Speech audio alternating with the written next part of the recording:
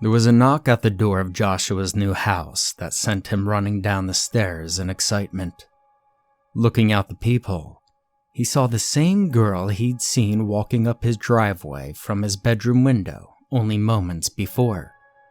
As he flung open the door almost violently in excitement, the look on the girl's face changed to an expression of shock and fear.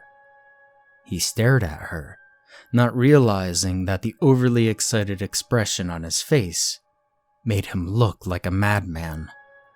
The girl opened her mouth to speak. "Hey, she started, trailing off as she stared in concern at the almost panting boy in the doorway. "Are you all right?" she asked him, now with a hint of fear in her voice. Yeah, Josh stammered out, puzzled as to why she asked the question. "Okay," she responded, unconvinced. "Well, I'm Sarah, and as cliché as it is, my mother sent me over here to borrow a couple cups of sugar." She expected a response, maybe some laughter, but the boy just stood there staring at her. Though it made her uncomfortable, she continued. "Do you have any?" she asked, half expecting him to lunge at her with a knife hidden behind his back. "Oh," Josh responded, shaking his head at his own awkward behavior. "Yeah, of course. I'll get it to you right away." He rushed off into the kitchen, almost breaking into a full sprint. This only made the girl more skeptical of his sanity. Just as she was having second thoughts and turning to leave, he returned at the door with 2 plastic bags full of sugar. "Here you go." He smiled as he thrust the bags in her face. "Oh, and, it's not cliché since you're asking for 2 cups instead of 1. He chuckled out, surprised when she didn't laugh back. She slowly took the bags, her eyes wide with what he could only presume was fear. He tried re-explaining. You get it? It's 1 cup of sugar would be cliché, since that's what it always is in the stories, and, well, you asked for 2. He stared at her, waiting for a response. That's a joke. He spoke out softly, his heart sinking as she continued to stare in silence. "Okay, well, I'm going to go now. It's nice meeting you," she blurted out before turning away, walking fast down the driveway while still clutching the 2 bags. "Hey, my name's Joshua," he yelled out to her, not sure if she could hear him, or would even be interested in his name at this point. Josh shut the door and rushed back upstairs to his bedroom. Looking out of his window, he saw just what he expected to see. The girl, Cira, had tossed the bags of sugar into the nearest dumpster and was practically running back to her house next door. Josh turned away from the window and brought his palm up, slapping it against his face as he cursed aloud. "Damn it," he gritted his teeth in frustration. "Why can't I just talk to people like a normal human being? It's no wonder she thought I was nuts," he thought to himself as he felt the familiar feeling of tears gathering in his eyes. The 16-year-old hadn't been able to properly socialize with anybody for as long as he could remember, and it had done wonders to his psyche. As he sat at the edge of his bed, vision blurred by tears, he thought of all the times he had tried to reach out to somebody, anybody, in hopes of making a new friend. Every time he'd either shut down, or in best cases, ignored. He longed to be able to express himself, to be able to hold a conversation longer than 5 minutes with someone other than his parents. He thought about them, out celebrating their new house, enjoying their 10-year anniversary at what was probably the fanciest restaurant in town. "They'd be better off without me," he thought to himself as he stood up, droplets of water hitting the carpet around his feet. He turned towards his bookshelf and grabbed the first book he could, flinging it behind him in a rage, It wasn't until he heard the clink of the book hitting something behind him that he remembered what he had been doing before he saw Ciravu come up to his door. The entire encounter had taken his mind off of his new treasure. He turned around to see the lamp, now knocked over and resting sideways on his desk. The moment he laid eyes on it while exploring the attic of his new home, he knew it was special. If it didn't hold some sort of spiritual energy, it must at least have a lot of monetary value. Well, worst case, I can keep it as a replica of the genie's lamp from Aladdin, since it looks so similar. He thought to himself with a chuckle as he first inspected it. Upon looking at it now, however, he wasn't so sure that it could make a fitting replica. It seemed much paler than he remembered, now almost snow white even in the dark room. Almost completely forgetting about the upsetting event that took place only moments ago, he walked over to his desk and picked the lamp up, placing it in its proper upright position. Josh sat at his desk for hours, rubbing the lamp on every possible spot, both with his hands and the materials he thought might have some sort of spiritual energy, such as the old flannel shirt his grandfather had handed down to him before passing away.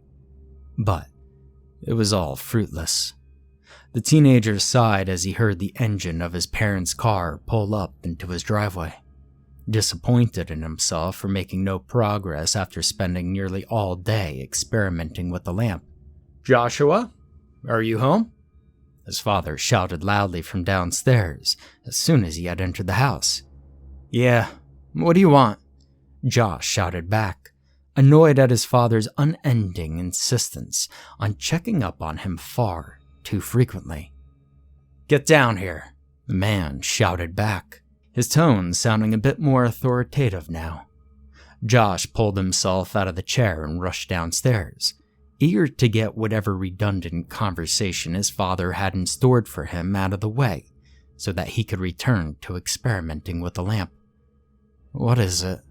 Josh asked upon reaching the foot of the stairs. His father stared down at him, placing his hands on his hips and tapping his foot. The look on his face said it all. "What did I do?" Josh asked, hoping the punishment for whatever he did wouldn't be too strict. His father spoke up. "You really don't know. I mean, come on, Joshua. Stop playing dumb. Well, you scared that poor girl next door half to death, and on her birthday, no less. Her parents called us about it in the middle of dinner. Now, why on earth would you do something like that?" he questioned. "Dad? It was an accident, I swear. I didn't mean to." Josh choked out, upset at having to relive the memory. Upon hearing his son's voice crack, Joshua's father's expression turned angrier. "Stop sniffling, boy. You're not going to be able to pout your way out of this one. You're going to have to find a way to patch things up with that girl and her family as soon as possible." And just then, Joshua's mom came inside carrying a single shopping bag. The mist forming in Joshua's eyes stopped upon seeing it. "Hey, what did you get me?" he asked excitedly, trying to ignore his father's words. She rolled her eyes before responding. "I didn't get you any treats. I got you something better," she responded with an over-exaggerated sense of confidence as she pulled out a duster from the bag. "This place needs to be dusted badly, so I expect you to start tomorrow. You got it? Well, it's about time we start getting caught up on all your chores," she stated firmly. The false hope his mother had given him with her idea of a joke sent Joshua over the edge. "Are you joking? I mean, we just moved in here. Can't I relax even for a day without either of you bossing me around? Listen, I'm not your housemaid. Lazy pieces of..." Josh began to snap at his parents before his father cut him off. "You watch your mouth," the man barked out, face red with anger at both his son's laziness and disrespect. you're gonna do what she says. And that's that. There are no more complaints. When I was your age, I already had a job. Now all you 16-year-olds do is sit around on your phones all day and then complain when you're asked to contribute to the world. Even just a little bit. Now I know you're a sensitive kid, Joshua, but there comes a time when you need to man up, stop acting like a spoiled brat. His father's shouts were too much for him, shaking and staring at the ground with his hand clenched in a fist. Joshua quickly turned around and stormed upstairs to his room, slamming the door shut and locking it. He leaned with his back against the door, tears streaming down his face as he looked around the room, his chest heaving from his heavy breathing. He paced over to the desk, clutching the snow-white lamp by its handle, staring at it as he gritted his teeth, his face redder than it had been all day. In one swift motion, Josh spun around, chucking the lamp at the wall and watching through watery eyes as it shattered into pieces. And that's when he heard the voice. "You're a sensitive young man, Joshua." The voice was deep and raspy, but the most concerning thing about it was where it came from. It seemed to be resonating from inside Joshua's own mind. At first, Josh looked around the room, trying to find the source, refusing to believe that it was in fact inside his head. He hesitantly spoke out in response. "Who said that?"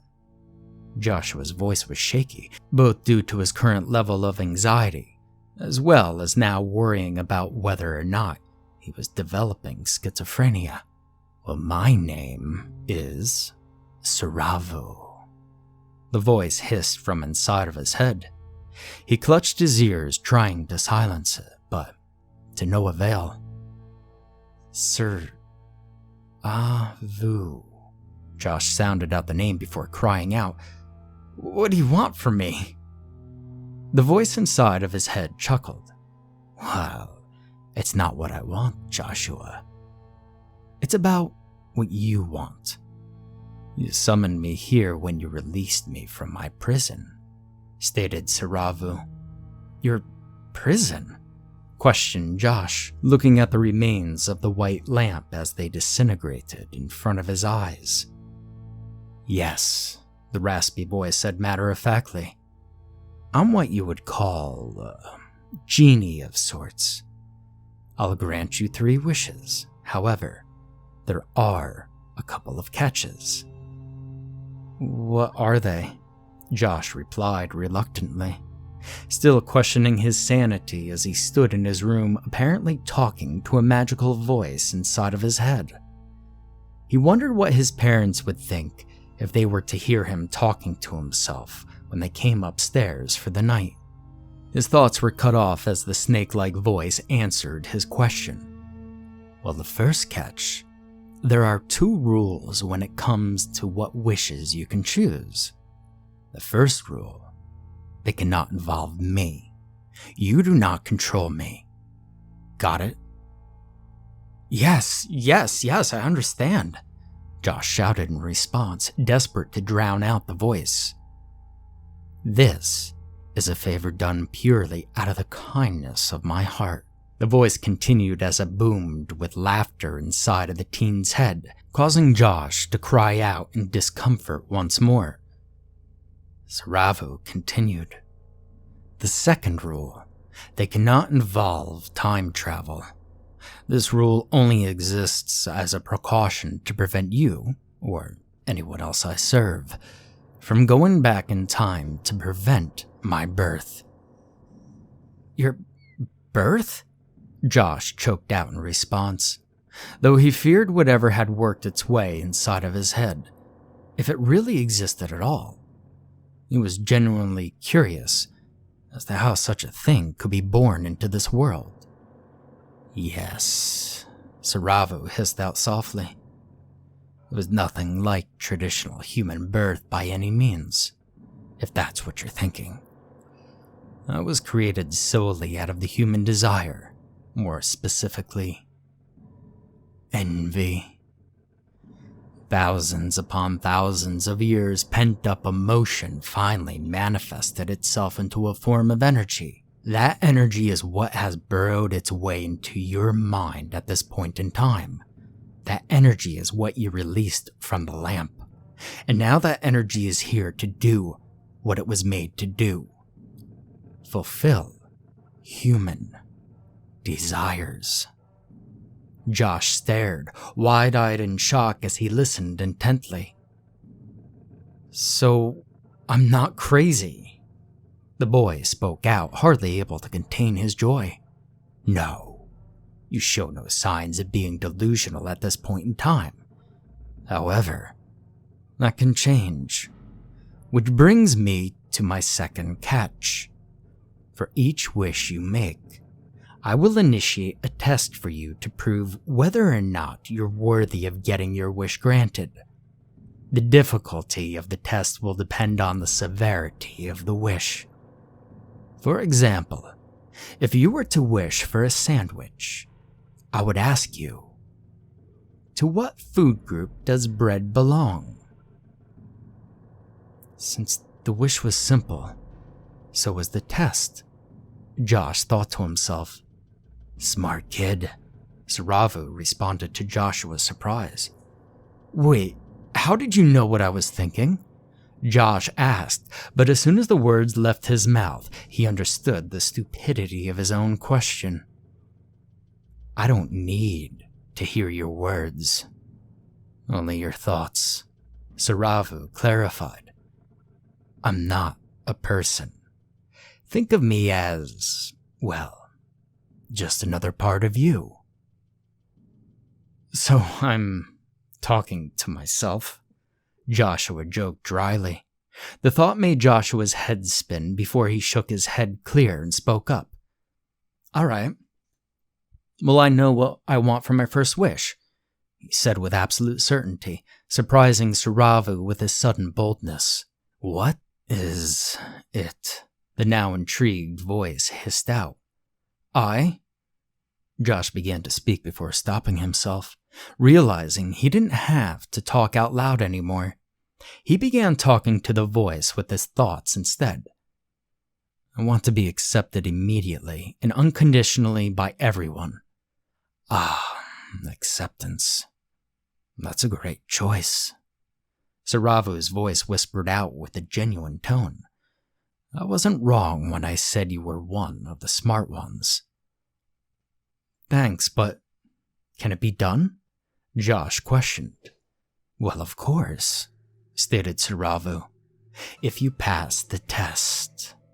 He hissed out the last word with a hint of glee in his tone. Joshua's lips curled into a slight frown. Well, what is it? I mean, it can't be that hard. It's not like I asked for superpowers or something. He questioned silently, hoping to hear the voice ask him a simple yes or no question. Ciravu hummed quizzically before erupting with a thunderous chuckle. Oh, I've got just the thing for you, my friend. In order to be granted true, unwithering acceptance from everyone you encounter in your lifetime, you must understand acceptance in its entirety. The voice hissed out with glee as he took joy in the creative process of coming up with the test, before speaking up once more.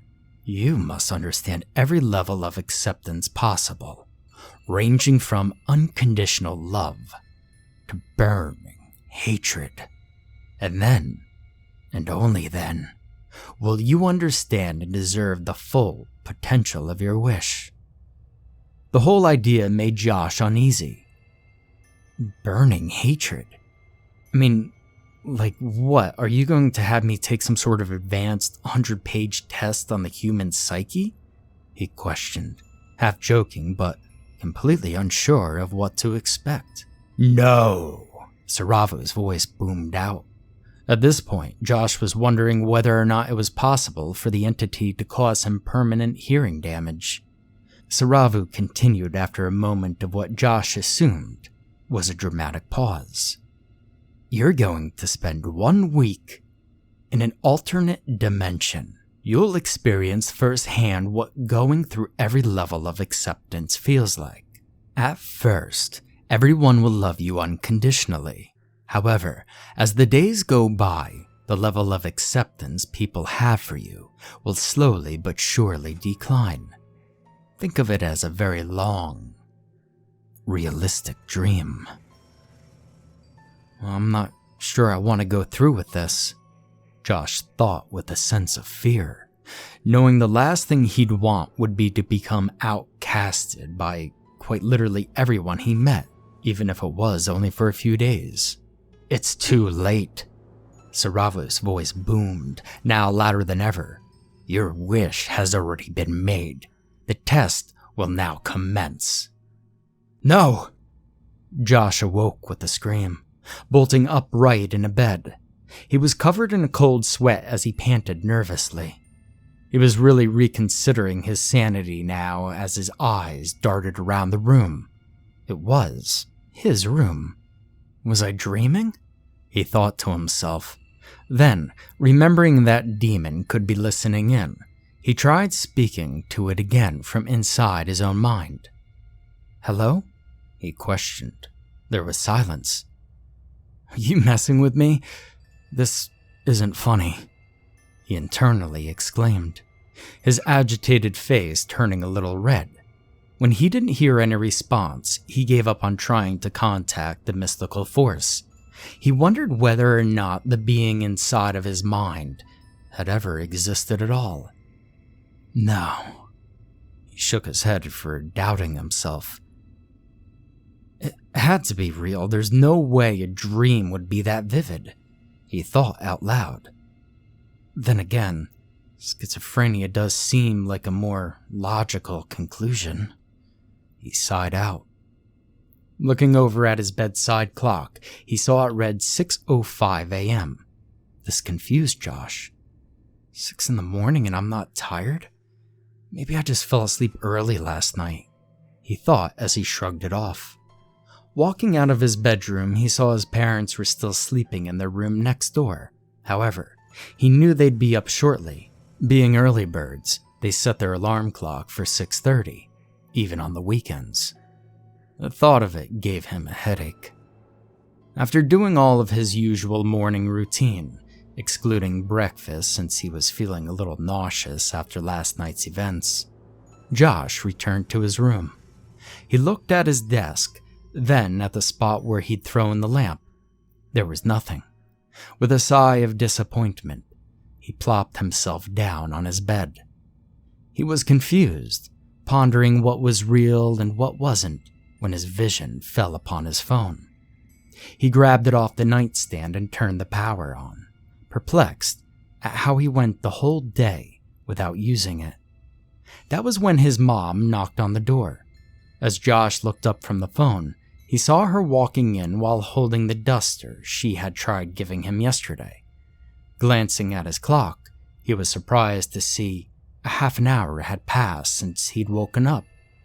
Josh spoke up in a pleading tone. "Listen, I'm sorry for throwing a tantrum last night, but I just don't feel like dusting right now." He was surprised when he heard the soothing tone of his mother's voice. "Oh, it's okay, honey. I actually came in here to tell you that, well, I'm sorry for last night as well." The joke was in bad taste. You don't have to dust anymore. Oh, and your father's sorry as well.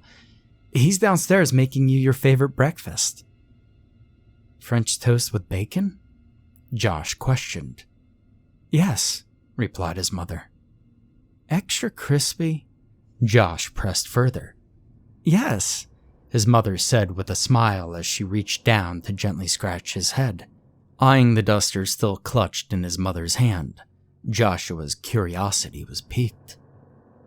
"If I don't have to dust anymore, why'd you bring the duster?" he questioned. "Oh, I just figured I'd just dust the house, starting with your room while you're downstairs enjoying your breakfast," she replied back with a smile. "All right," Josh beamed back, smiling. "Thanks, Mom." before pocketing his phone and rushing downstairs. Immediately upon stepping onto the first floor, the teen could smell and even taste the intoxicating aroma of his favorite meat being fried up in a skillet. He heard it crackle as it cooked, causing his mouth to water. His dad must have heard him because he turned his head sideways, calling out to Josh in a chipper and unusually upbeat tone. "Hey, champ. Your mother and I are sorry about how we treated you last night. I thought it'd be a good idea to make you a well-deserved breakfast in hopes you could forgive us for our latest mistake." Those words would have been taken as sarcastic in any other context. His tone sounded completely genuine. This made Josh raise an eyebrow in disbelief. The man flipped the bacon onto a plate next to the already prepared French toast, seasoning it as he spoke up. "This is still your favorite, right?" he questioned curiously as he turned, setting the plate on the table in front of his wide-eyed son. "Yeah," Josh said before looking up at his dad. Though there was nothing sinister about the smiling man in front of him, or quite frankly anything that had happened since he'd woken up, Josh felt uneasy. The words of the faceless entity echoed throughout his mind. "You're going to spend 1 week in an alternate dimension. At first, everyone will love you unconditionally. However, as the days go by, the level of acceptance people have for you will slowly but surely decline." While skeptical of how logical the idea of being taken into an alternate dimension really was, Josh was still an open-minded kid. With some internal debate, he decided to test his theory. "Hey, Dad?"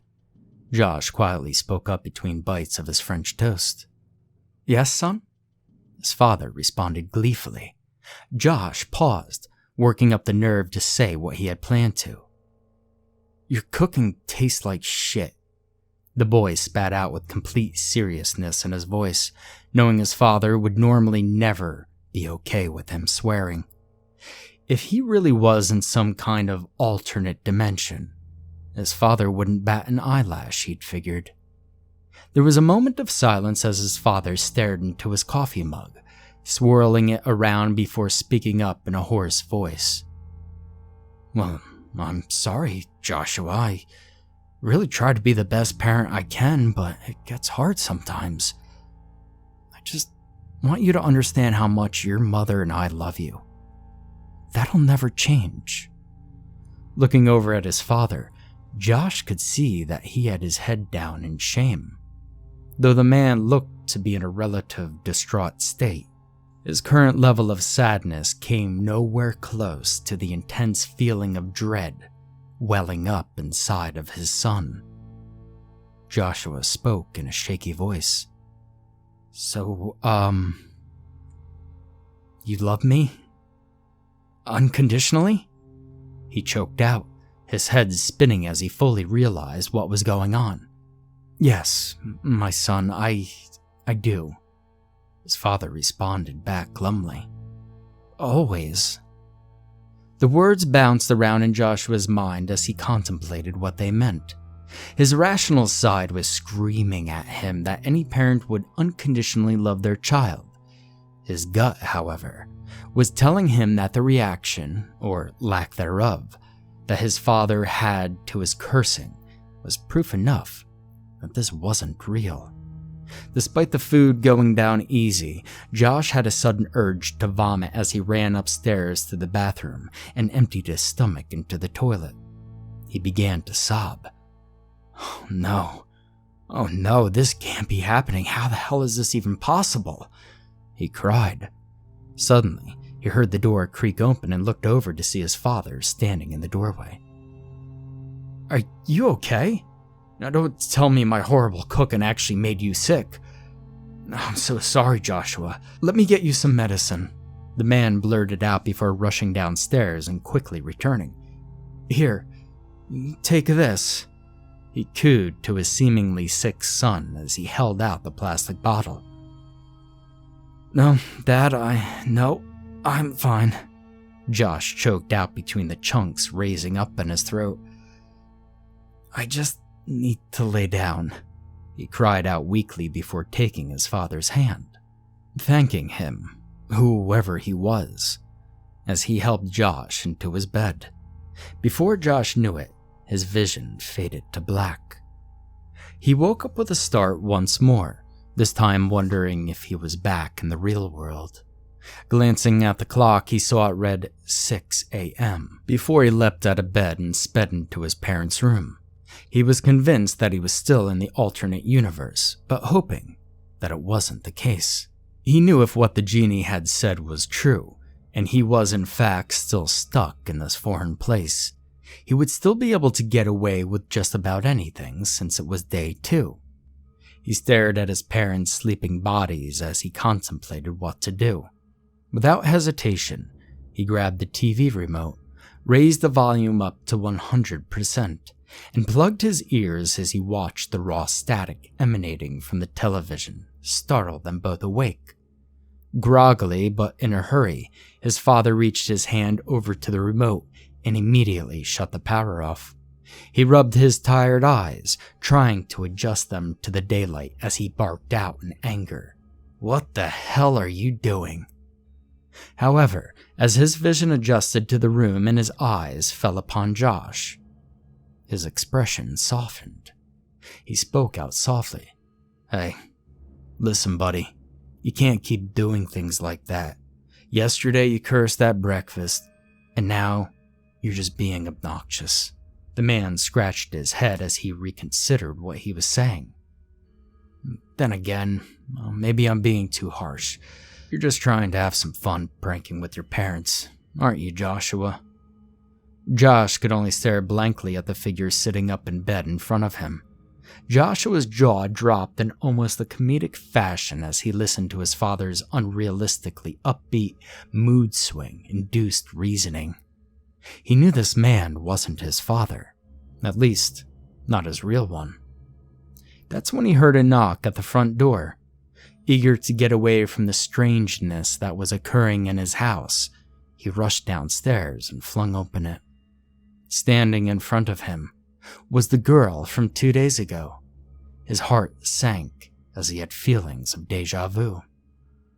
All the emotion he had felt that day was circling its way back to him when she spoke up. "Hey, are you okay?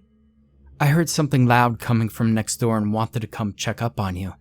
It sounded like a TV," she stated with concern in her voice. "Yeah," Josh spoke out quietly, trying his hardest not to make the same mistake as before. "It was a TV. The remote malfunctioned," he blurted out.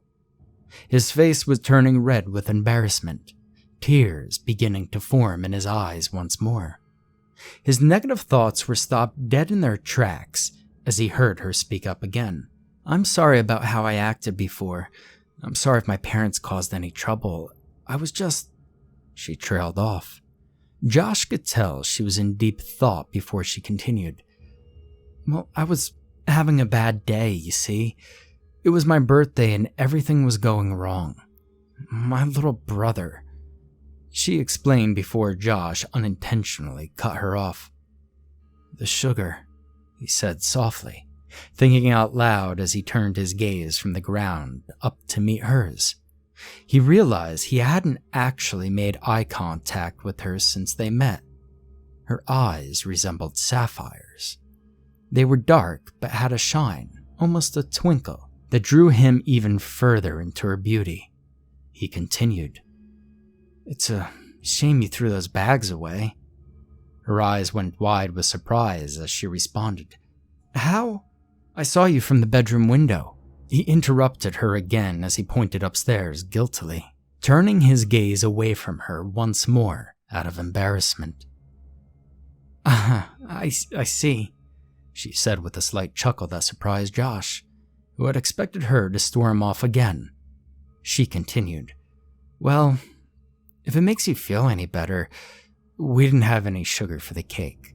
My mom tried to make one without sugar. It was tragic. She joked with another dry chuckle, which got a laugh out of Josh. He blushed, hoping the obnoxious sound of his laughter wouldn't turn her away. He stared at the ground for what must have been a minute, the feeling of despair returning to him as he waited for the awkward silence to end. Reluctantly, he looked up with misty eyes, unsure of why she had become so quiet. He was greatly taken aback when he saw her covering her mouth with her hand, stifling her own laughter as she grinned. Upon their eyes meeting for the second time, she slowly lowered her hand from her mouth to speak again. "Your laugh, it's so cute," she insisted as she continued smiling at him. Thanks, Josh responded back, unsure of how to follow up on her sudden compliment. "I like your eyes," he blurted out. "I like yours too," she said with a soft tone, her expression slowly changing from that of humor to something softer, though Josh couldn't figure out exactly what it was. She lowered her gaze to one of his hands, reaching out and grabbing it between hers. She held it gently as she spoke. You know how I ran off yesterday?" "Yeah," Josh responded with a slight grimace due to the memory, though he was far too happy about a girl holding his hand to let it seriously bother him. She continued speaking, now with an embarrassed tone. "Well, I was in such a hurry to be rude that I forgot to ask your name." Josh smiled as he brought his other hand up to meet hers, so that both of their hands were interlocked. "My name's Josh. Sarah," he cooed out, feeling happier than he had in as long as he could remember. But Josh knew in the back of his mind that none of this was real. Though that knowledge brought him a sense of dread, he decided that he might as well enjoy the good times while they lasted. Josh spent the next few days blossoming into quite the social butterfly. He would wake up at 6 o'clock, prepare for his day, eat a delicious breakfast while making heartfelt conversation with his loving parents, then spending the rest of the day hanging out with Sarah at the park. He went to bed smiling and silently thanking Ciravu for his gift. These last few days had been the happiest of his life, real or not, and he had the strange being to thank for that. It wasn't until the middle of dinner on Wednesday night that things started to get a little odd. Well, odder considering the circumstances. At first, Josh didn't notice, but after quite some time he looked up and saw his mother staring at him. He knew the expression well. "How about you help with the dishes after dinner, honey? Your father and I have been cooking a lot for you these last couple of days. Well, I think it's about time you started returning the kindness," she said in a mildly accusatory tone. "Oh, of course, Mom," Josh replied, still beaming with happiness over the events of the last few perfect days. "I'll finish after I'm done with the steak. It's delicious," he said with a mouthful. "Don't talk with your mouth full," his father grunted out suddenly. Looking up, Josh could see he had the same tired expression as his mother. "All right," Josh replied dejectedly. They ate the rest of the dinner in silence. With a yawn, Josh finished washing the dishes. He walked over to his mother, giving her a kiss on the cheek. "I'm tired. Good night, Mom," he spoke as he stretched. She didn't reply, so he shrugged it off, too tired to think much into it. He entered his room and fell on top of his bed, exhausted as darkness overtook him. Josh woke up relaxed, stretching as he turned toward the clock. 6 a.m., he thought out to himself. Why 6? Does he consider it the beginning of the day? It hadn't occurred to him now that he'd been waking up at a preset time. Josh thought of the entity, wondering if it was watching him as he went through his day. "If you can hear me, Josh spoke aloud. "Well, I want to thank you for letting me have this experience." There was no response. As he walked downstairs at breakfast time, he was surprised to see both of his parents sitting at the kitchen table with the stove inactive. They looked as though they were in the middle of a conversation, but they quieted down as Josh came near. Puzzled, Josh asked, "Hey, what's up? Why's there no breakfast?" To which his father responded, "There'll be breakfast, but you're gonna make it. We're done waiting on you." As Josh stared blankly in shock, he could tell by the stern expression on his father's voice that he was completely serious. It wasn't until this moment that Josh remembered why he was sent here. This isn't a vacation. It's a test, he thought to himself. And the fun part's over. Josh started up the stove before fumbling through the cabinets to find out where his parents kept the pans. He asked them for help several times as he struggled during the cooking process.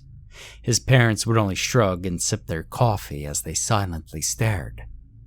Josh set the plates of food down in front of his parents. Upon seeing the mostly blackened concoction of eggs and spices set in front of him, Joshua's father spoke up in a grim tone. "You'd better be more careful from now on, Joshua." To Josh, the words sounded more like a threat than cooking advice. "Make them again, and this time, don't mess up." After learning from his mistakes and carefully preparing breakfast for his parents once more, Josh heard a knock at the door. Immediately, he knew who it was. As he walked towards the door and gripped the handle, an overwhelming sense of dread took over Joshua. He didn't want to see what Ciravu would be acting like today. He wasn't sure whether or not he could take it. He had been used to his parents giving him attitude, but from the only beacon of light in his life, he knew it would be much more impactful. With a deep breath, he opened the door. Standing in front of him was a man in a police uniform. "Hello, young man," the voice spoke out in a bold voice. "Are your parents home?" After being told to wait in his room, Josh found himself playing on his phone for about 30 minutes before his father entered the room with the policeman behind him. "Son," the officer spoke up, "we got a call from your neighbors earlier today complaining about a loud noise coming from a TV in this household. Now your father said it was you, pulling some sort of prank?" The man questioned with an unimpressed look on his face. "That was 3 days ago, and it wasn't a prank, it was..." Josh trailed off as he objected, unsure of how to explain his reasoning to a stranger without sounding insane. "Regardless, we're going to need to bring you downtown for a few days for disturbing the peace," the man said gruffly. "You're going to put me in jail?" Josh cried out. "For disturbing the peace? Are you nuts? I'm a teenager. You can't..." Josh was cut off by his father's sudden outburst. "You're going, and that's that, Joshua. You've been an unruly child for far too long. It's time you were properly punished for it." As Josh stared at his father in disbelief, he swore that he saw the corners of his mouth curl into a smile. Josh spent the rest of the night in a cell. He was extremely relieved that it only held one occupant at a time. After seeing and hearing enough about how prison life is from the media, he could hardly imagine what the grown inmates would have done with him in this twisted reality. Though the unmoving, almost enraged expressions of the guards watching him through the bars greatly unnerved him, he was eventually able to fall asleep. Josh awoke on the rigid bed, still in his cell. Though the room didn't contain a clock, he could tell it was 6 a.m. He knew his parents would wake up in a half an hour, and hopefully, they'd come to pick him up. As he waited, he noticed the guards from before were still positioned outside of his cell, staring at him. Their eyes had grown a bit red, their eyes now burning with some sort of unexplainable hatred. One guard reached out to prematurely open the door of his cell, only to be hesitantly stopped by another. Despite never meeting any of these men before in his life, Josh knew that they hated him. It was Friday morning, and that meant he had the two most agonizing days of all remaining. It was only a short while before he saw his red-faced father storm into the building.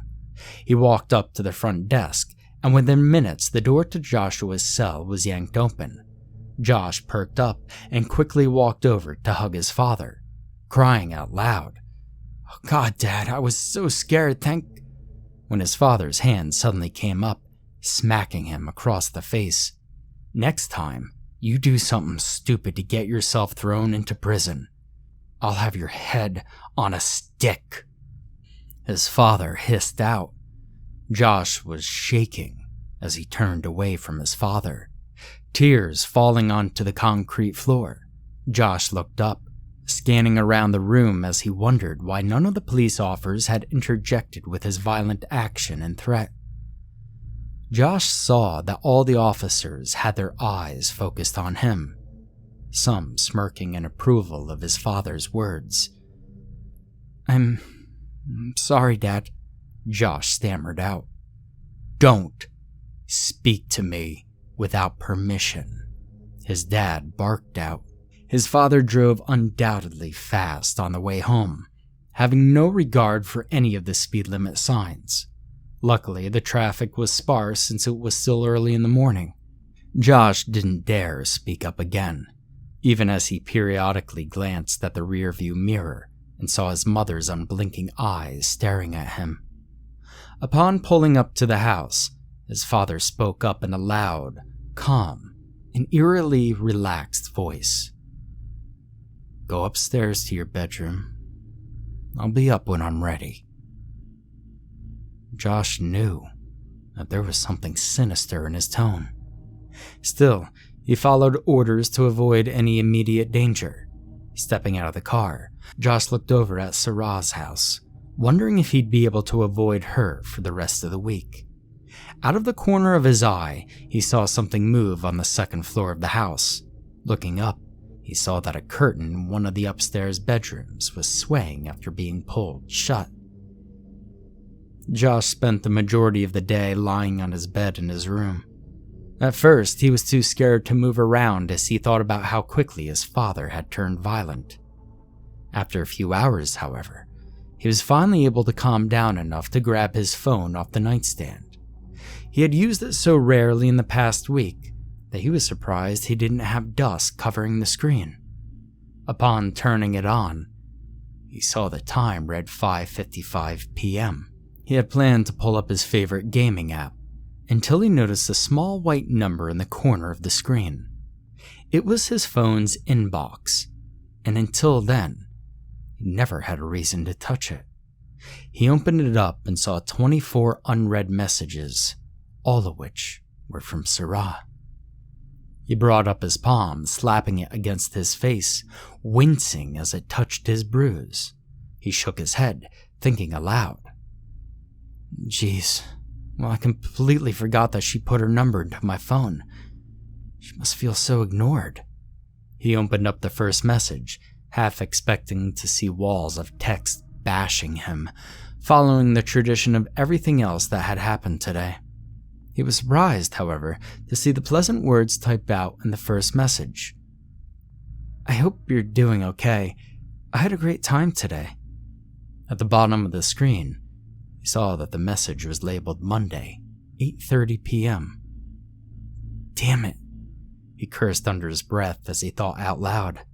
"Who knows how long she's been waiting for a response from me?" He spoke with a sense of disappointment in himself as he opened the next message. "It's okay if you don't want to talk right now, hon. I'll catch you tomorrow. Be sure to get your beauty sleep."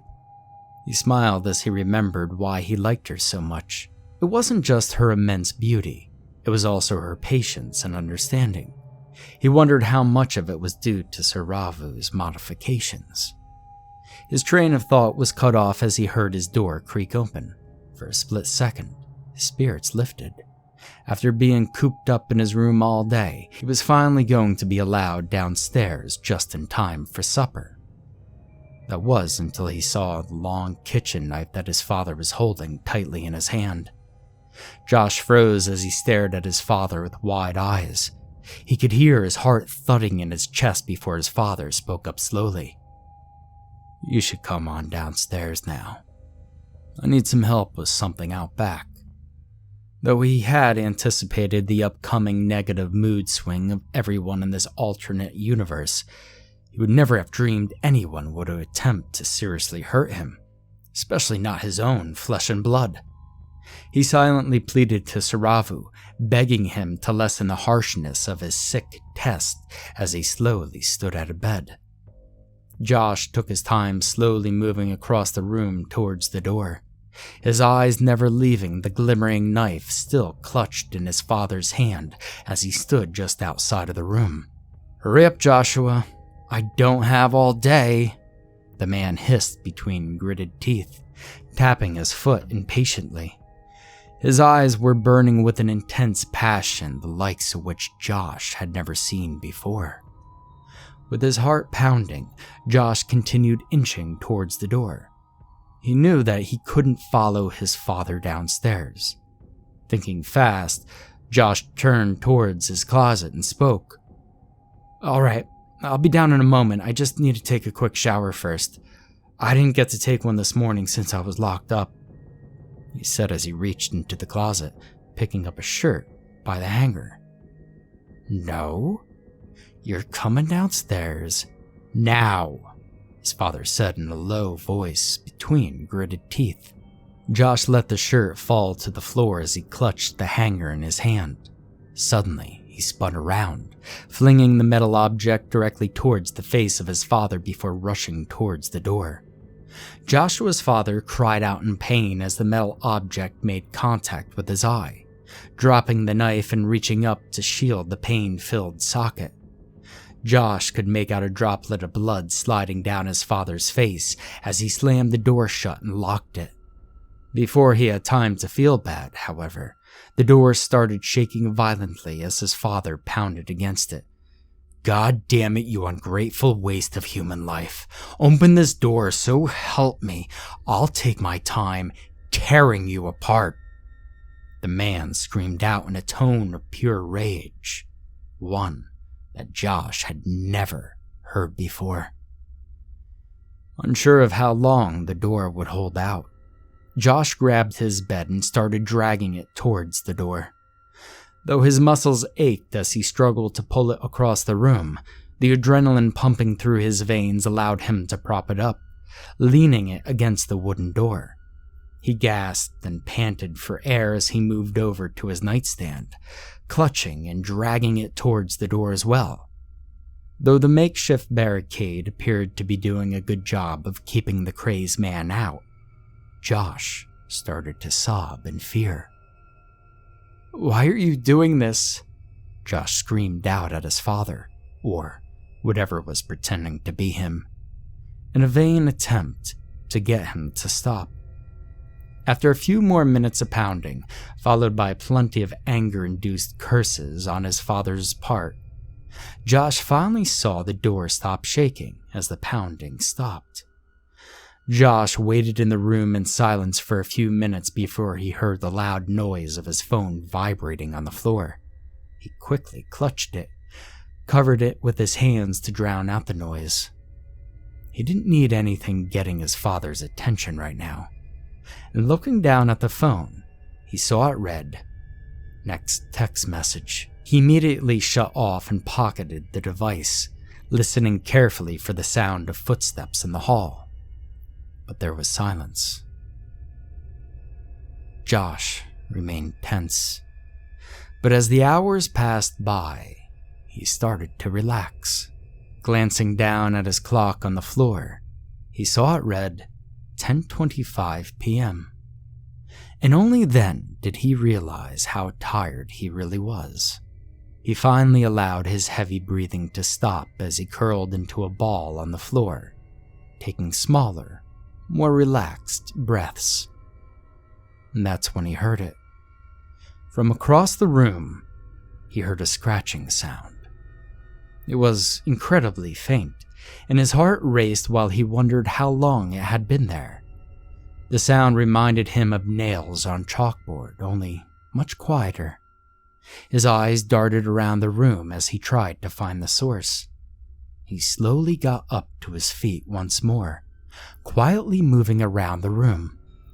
He first checked the window. All those stories of a monster scratching on the other side flashed into his mind as he separated the blinds. There was nothing there. Josh made his way to the closet, his fearful, sleep-deprived mind imagining it was a monster coming from the attic door built into his ceiling. After everything that monster Ciravu had put him through, he wouldn't have been surprised if the devil himself came charging down at him.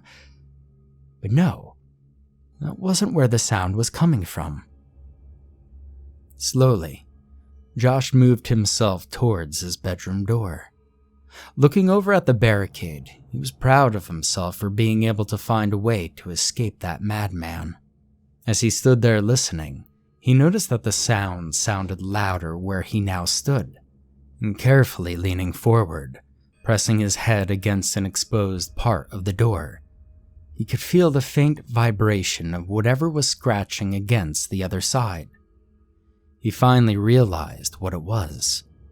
He recognized the sound of a knife colliding with wood from all those times he helped his mother chop vegetables in the kitchen. Dad? Josh choked out, almost in a whisper. The noise stopped. Josh stood there in silence. His jaw dropped as a sense of horror overwhelmed him. How long had his father been standing out there, patiently carving at the door without saying a word? From beyond the door, Josh suddenly heard a low, hoarse whisper. "Let me in." At this point, Josh could hardly recognize his father's horrific voice.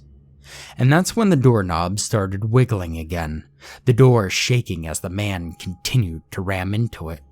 "Leave me alone!" Josh shouted as tears resumed streaming down his face. He backed himself up into the corner where his bed used to be, curling into a ball, hugging his knees as he stopped, shouting out, "Go away," as the door continued to shake. He was surprised when he heard the voice of his mother, calling to him over the noise of the shaking door. "Just come out and take your punishment, honey. Your father and I have long since grown tired of these hiding games. Sometimes you just have to accept that this is the way things are and own up to your mistakes." She spoke out in a soothing but impatient tone. Joshua's breathing turned shallow as he listened to her voice. She didn't sound like some demon out of a horror movie. The woman outside sounded just like his mother. He found himself contemplating whether or not this was all real. He wondered whether or not he'd just gone crazy and imagined Ciravu, and had been delusional this whole entire time. His mother continued speaking from beyond the door. "Please, Joshua, just open up. Your punishment won't be that bad if you just own up to it. The longer you draw it out, the worse it'll be. It's really not that bad if you think about it," she said in a soft, pleading voice. "Everyone dies." Josh broke out into tears, his mind all but snapping as he screamed, "You're not my mother!" "That's right," his mother responded in a patronizing tone. "We're disowning you, Joshua. We never wanted you." The words resonated from behind the door, caused Joshua to cover his ears as he rocked back and forth on the floor. "You're the biggest goddamn mistake I've ever made, Joshua, and now I'm going to fix it," his father grunted out between slams into the door. "And I'm going to enjoy every single moment of it," he stated with a low, faintly audible chuckle. Josh stared blankly at the door with blurred vision as he began humming to himself to drown out the noise. It was a coping mechanism he had discovered at an early age due to his parents' constant bickering. Between the humming and the tight grip he had on his ears, he was finally able to drown out all the noise flooding into the room. Even as he saw the door repeatedly shaking and saw one of the hinges bust off the door, he was able to find comfort in his own thoughts. He thought of the time he'd spent with Sarah only a few days earlier. Even one of the times he spent arguing with his parents as an unhappy child. At least then, times were peaceful. All his muscles untensed, and his fatigued body relaxed. Darkness slowly overtook him. Suddenly waking up, Josh didn't bother looking down at the clock as he made his way over to the door. He knew he only had a half an hour until the alarm clock in his parents' room went off. He quickly pulled the objects in the barricade away from the door, being careful to make as little noise as possible. He found this much more difficult than the previous night due to his muscles still being loose from sleeping, not to mention the loss of adrenaline. When all the objects were pulled away from the almost completely unhinged door, he reached for the lock knob and paused. What if his parents had stayed up all night waiting for him to open it? What if they were standing out there, silently waiting for him? The minutes ticked by as sweat accumulated in his hand. The sound of his heart beating in his chest only made him more nervous as he finally unlocked the knob and twisted it, slowly pulling open the door. Both his father and mother lay slumped against the wall. His father was clutching the largest steak knife they had, though this made him sick to his stomach. The jug of laundry detergent his mother was clutching made him question just how sick Ciravu really was. Josh carefully tiptoed past the unconscious bodies and made his way downstairs, grabbing a loaf of bread and a jug of water before pocketing the keys to his father's vehicle.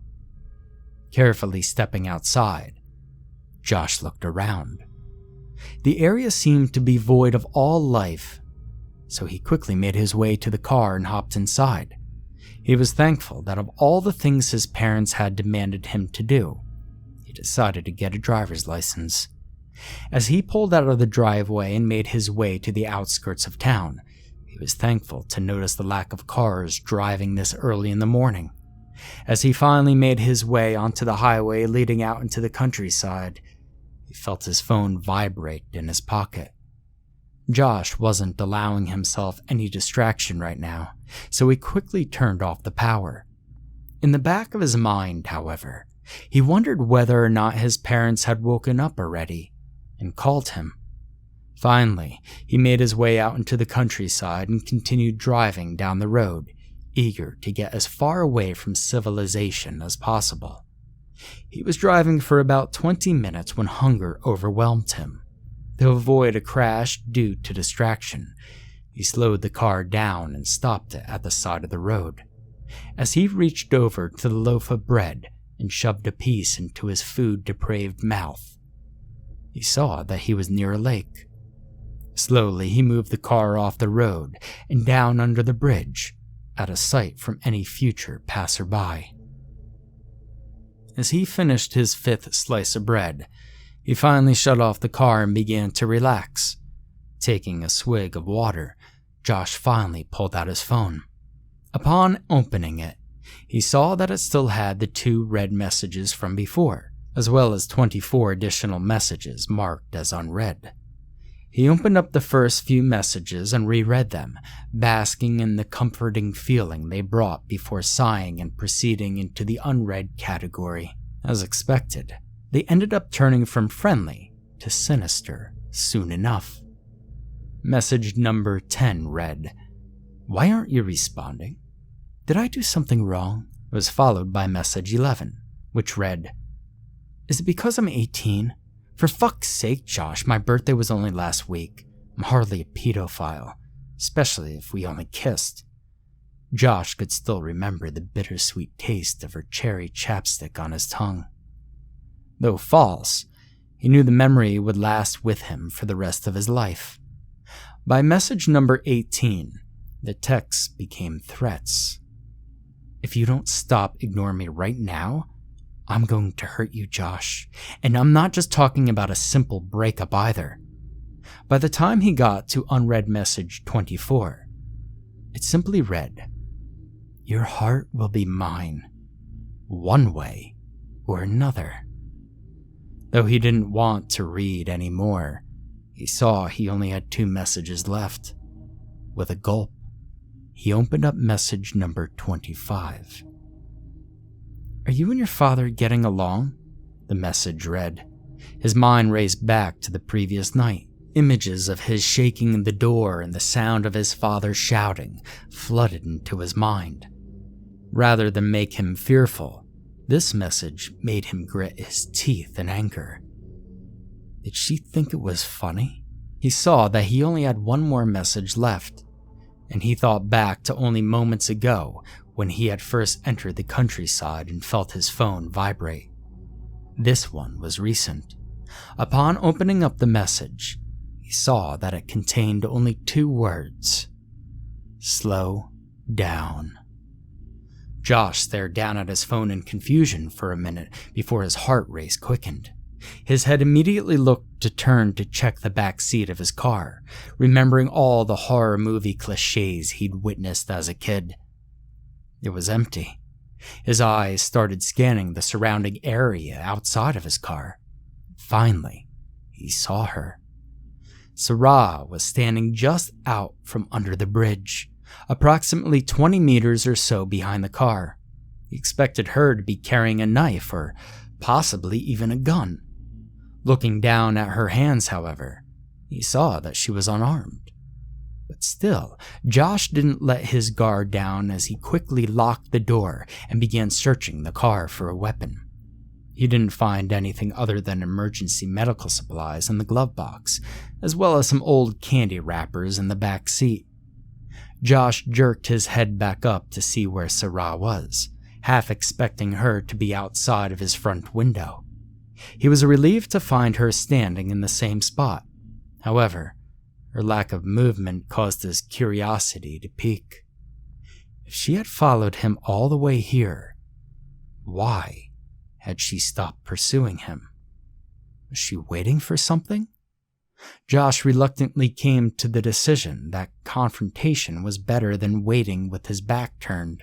With a deep breath, he unlocked and opened the door, stepping out of the car. Josh stood there for a moment, staring at the statue-like girl for a moment before starting to walk over. Only when he got closer did he realize how red her face was. It looked like she'd been crying. "Hello?" Josh called out at the halfway point, ready to turn around and run if things went south. There was no response. Josh took another step closer when suddenly Ciravu broke out into a full sprint towards him. Though Josh thought he had a plan, when the time came for action, his body wouldn't allow it. His legs remained frozen in shock and fear as he raised his arms up to shield his face. Before he knew what was happening, Josh was tackled to the ground. He soon found himself struggling for oxygen as the heavy weight on top of him pressed his face into the muddy earth. "I didn't want to have to do this, Josh. Why couldn't we just be happy together?" Ciravu cried out between sobs. Her once soft, calming voice now sounded high-pitched and hysterical. Suddenly, he felt a sharp pain in the back of his left thigh as he screamed into the ground. The adrenaline pumping through his veins was enough for him to push up off the ground and roll onto his back. As Ciravu began to wrap her arm around his face to lock on a rear naked choke, Josh clamped his teeth down onto her wrist as hard as he could, drawing blood.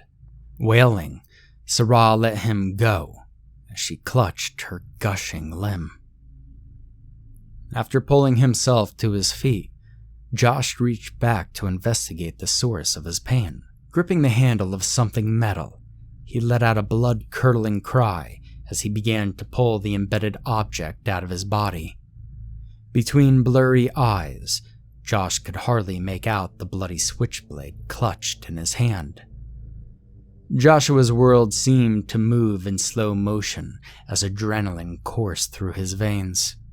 With every loud beat of his heart, he could feel blood gushing out of his wound. As he looked down at Sarah's bleeding, writhing form, something inside of him snapped. His mind was overwhelmed with a single, primal desire: survival. With his remaining energy, Josh dropped himself down on Sarah's body. He positioned himself so that his knees were pinning her arms down to the ground as she stared up at him. She screamed as his knee pressed into her arm wound. Joshua's eyes were wide with a lost, wild look as he raised the knife up and plunged it down into her chest, piercing her heart. Sarah only shook her head in pain as she coughed up blood. Even as her movement slowed and came to a complete stop, the look of pure hatred never left her lifeless face. After minutes of heavy breathing, Josh finally pulled himself up and off of the first girl he had ever loved. He then curled up into a ball next to her body and started sobbing uncontrollably. Joshua lay there for what seemed like an eternity before the pain in his leg finally gathered his focus. Looking down, he saw that a small pool of blood had formed. He felt nauseous at the sight, and though his head was spinning, he knew he had to do something about the wound quickly. Suddenly, he remembered the medicine in his car. With his body feeling even weaker than usual, Josh was hardly able to pull himself up off the ground. He slowly began limping towards his car. He finally reached the door and yanked it open, collapsing inside as he reached over to the glove box and searched through the supplies. He cursed to himself as he realized that most of the bottles were empty. Josh began to feel cold as he found the only container that still had something to offer. It was cough syrup. Josh stared at the unopened bottle, his eyes covered in tears as he waited helplessly for death to overtake him as he bled out. He thought back to the past week. There were many traumatic memories, sure, but even now, he felt that the good outshined the bad. There was only one thing he still didn't understand at this point: why he had always woken up at precisely 6 a.m. No matter how early or late he went to bed. And suddenly, it clicked to him. Because this was his test. The days didn't go by as they normally would. When his day was over, when he fell asleep, the next day would immediately begin at the preset time. Since today was the last day, all he had to do was fall asleep, and his test would be over. With newfound hope, Josh twisted open the cough syrup and began to chug the bottle, hoping the sleep-inducing side effect would kick in time. Josh winced as he rubbed his sore leg. He began to grow dizzy as the feeling of pain intensified. He began to shudder from the cold as his vision blurred. Just as his overworked heart began to slow, darkness overtook him. Josh stumbled backwards, off of his feet, and fell onto his bed. He looked around in a panic, but relaxed as he found himself in his room. He moved around and was grateful to notice the pain in his leg was gone. He was just getting used to his surroundings when the loud, booming voice hissed outside of his mind. "Welcome back." Josh only stared blankly ahead as his brain failed to register what emotion he should be feeling at this point in time. He felt anger and sadness, happiness, and, well, most of all, relief. He wanted to shout at the voice, make him pay for all the hell he'd just sent Josh through, but Josh knew it would be a useless endeavor. Josh slowly spoke up. Am I really back? Well, yes, and your wish has already been granted, Ciravu hissed out. Congratulations on surviving, by the way. The voice chuckled out quietly. All right, Josh said blankly as he sat there, staring at his door carefully. He saw it was attached to both hinges, and a sigh of relief escaped his lips. Well, it's finally over, he said with a faint smile.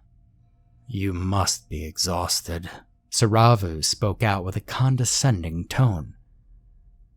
Yes, but first, Josh trailed off as he pulled himself to his feet, walking over to his window. He was surprised at how beautiful the sky looked in the light of all that just transpired. First, you owe me 2 more wishes, Josh continued. Well, of course, the voice responded, surprised by the young man's eagerness to take another test. What is your next wish? I wish for you to never bring your presence into this world again. Josh spoke out in a determined voice. That is against the rules. Ciravu hissed back at him louder than ever before, his tone revealing feelings of anger. Your second wish is forfeit. Josh only continued to stare out at the horizon, a smile spreading across his lips as he heard how upset he'd made this seemingly unfazable being. Very well then, Josh spoke out in a calm, collected voice. My third and final wish is this. Erase every part of this encounter with you from my memory. Though Ciravu had no physical form, Josh could tell that if he did, he would have been smiling as he cackled out. Oh, interesting wish. I'll tell you what, kid. I like you. I'll make the test for this one easy. Just answer one question for me. Did you enjoy killing her? Joshua's mind flashed back to the moment when he sank the knife into Sarah's flesh. He could practically smell the blood that came rushing out of her mouth. He remembered all the fear and anger he'd felt leading up to that moment, and how free he felt as he watched the life fade from those sapphire-colored eyes. And after a long moment of silence, Joshua's reply came out clear as day. I enjoyed it as much as you did, and that's why I want to forget, or rather, why I need to. The next day, Josh woke up in his bed with a long stretch. He lazily glanced at the clock, which read 11:20 a.m. Walking downstairs, he saw a note on the kitchen table that read, Sorry for yelling at you last night. Your father made your favorite breakfast for you as an apology. It's wrapped up in the fridge. We hope you can forgive us for being so harsh. Love, Mom. Josh smiled as he read the note, but as he did, a faint sense of déjà vu overtook him. And suddenly, there was a knock at the door. Somehow, Josh knew who it was even before he opened the door and saw those dark, shiny, sapphire-like eyes staring at him.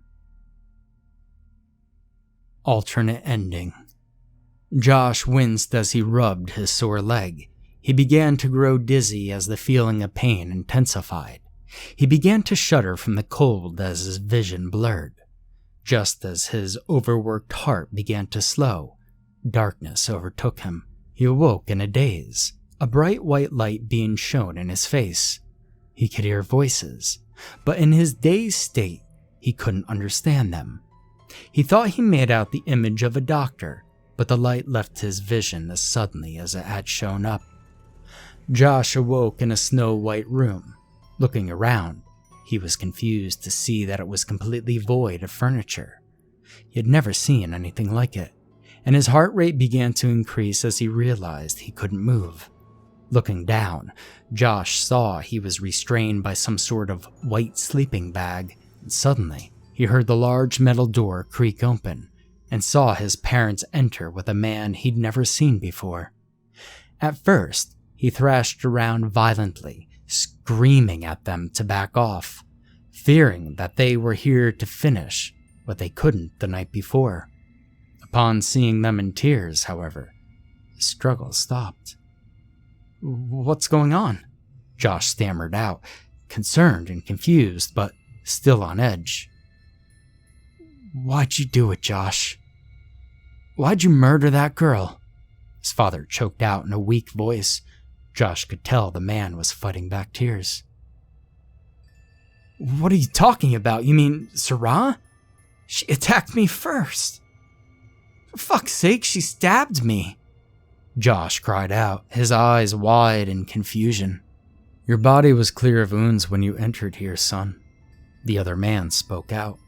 Josh recognized him as the doctor he'd glimpsed earlier. "What? What do you mean?" Josh continued to cry out. "She stabbed me with a knife. Sorry I had to stab her back, but it was in self-defense." "There was no knife," the doctor replied calmly.